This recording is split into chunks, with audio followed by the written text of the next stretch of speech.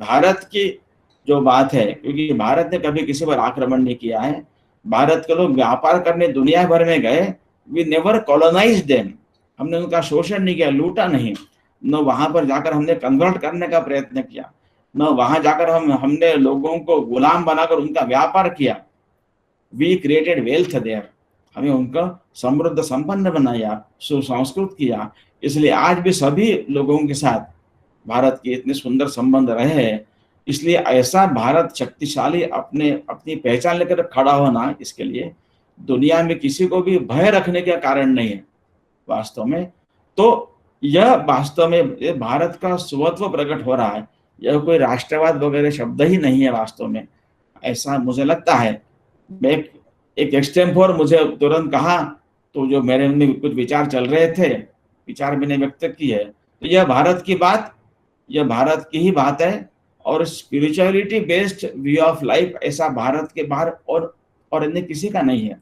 शिवजो कापरा के the wave of life पुस्तक में उन्होंने लिखा है कि जो वेस्टर्न पैराडाइम था, वो अभी धीरे धीरे उसने क्या क्या समस्याएं खड़ी की है, सब लोग जान रहे हैं। Now that is receding and then new paradigm will be holistic, integral and spirituality based, ऐसा कहा है।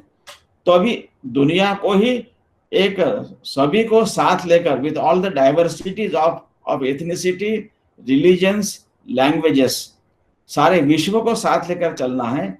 इस भारत की यह अध्यात्म आधारित डाइवर्सिटी को सेलिब्रेट करने वाली यह जो भारत की जीवन दृष्टि है, इस जीवन दृष्टि के आधार पर हम सब साथ रह सकेंगे।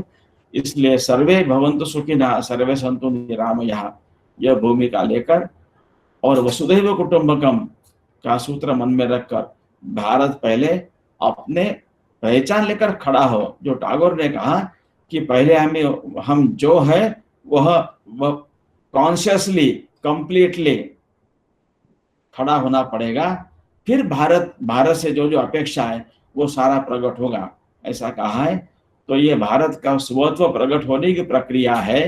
अब तक लोगों को जिस प्रकार के भारत का अनुभव था वो अलग था, एक नया भारत का अनुभव लोग कर रहे हैं। इसलिए इस विचार के राष्ट्रीय जागरण का विरोध करने वाले लोग ही तरह तरह के शंका विवाद खड़ा करने का प्रयत्न कर, लेकिन करोड़ों लोग इस विचार के साथ जुड़े, क्योंकि करोड़ों लोगों के हृदय में अनेक वर्षों के संस्कार पड़े, पीढ़ियों से पड़े, अनेक साधु संतों, समाज सुधारक, रिफॉर्मर्स, उन सभी ने, जितने भी भारत में समाज सुधारक हुए, उन सभी ने इस भारत की इस आध्यात्मिक पहचान को साथ लेकर ही सारी बातें कही है।